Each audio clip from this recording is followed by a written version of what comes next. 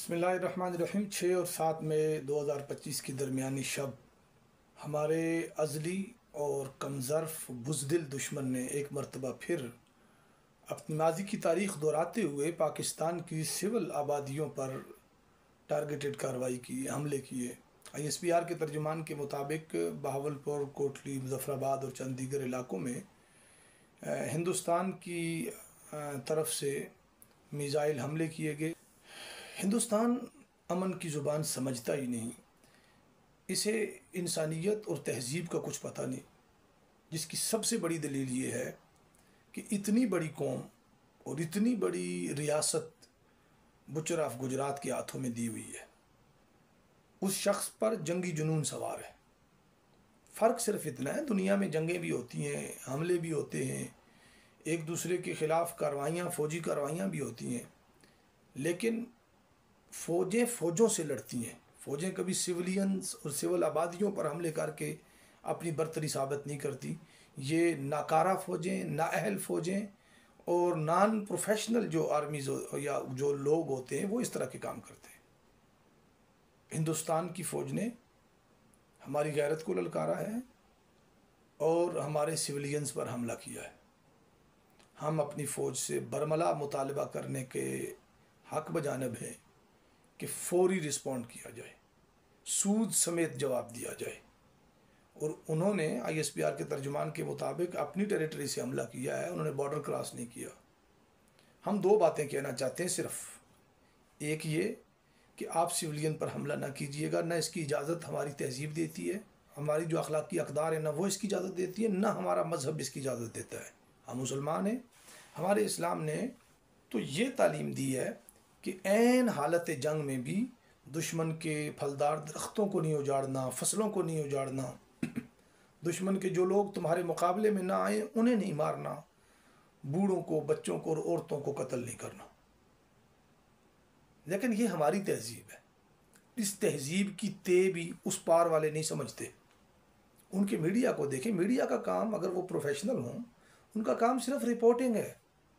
اگر پہلگام میں کوئی اس طرف کا ذمہ دار ہے بھی تو آپ ثبوت دیجئے نا، نہ کہ واویلا کر کے آپ پورے ریجن کو جنگ کی آگ کی نظر کرنا چاہتے ہیں۔ اور نہایت بائسڈ قسم کی رپورٹنگ تو نہیں، وہ دہشت گردی، وہ مواصلاتی دہشت گردی بھی، سفارتی دہشت گردی بھی انہوں نے کر ڈالی ہر لحاظ سے۔ اور اب یہ ان کی باقاعدہ ننگی جارحیت، اور جس کو وہ در اندازی کہتے ہیں یا کراس بارڈر ٹیررزم جو بھی ہے، یہ اس پہ آ گئے ہیں۔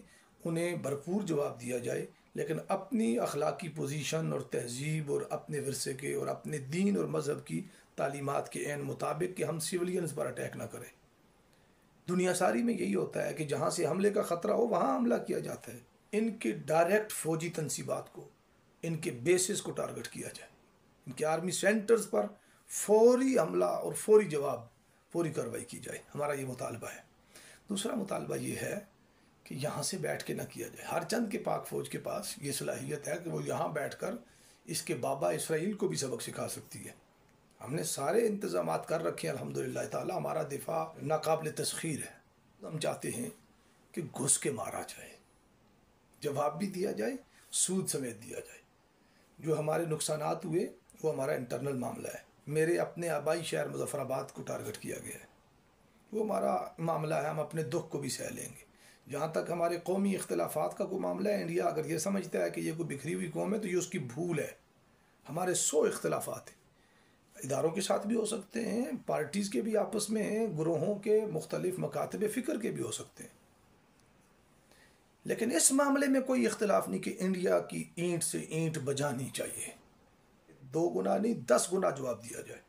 انشاءاللہ ہمارا بچہ بچہ پاک فوج کے شانہ بشانہ کھڑا ہے۔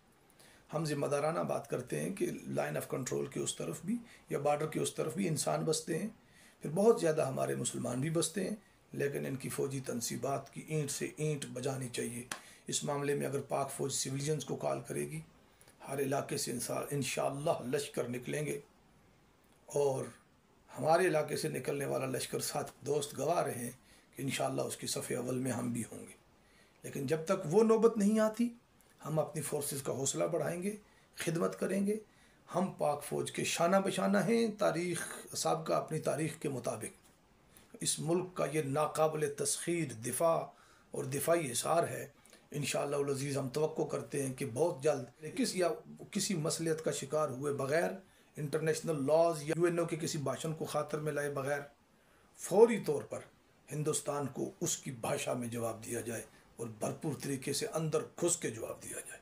انشاءاللہ پاک فوج یہ کرے گی اور کر سکتی ہے، اور ہم سب پاک فوج کے شانہ بشانہ کھڑے ہیں۔ پاک فوج زندہ باد، پاکستان پائندہ باد۔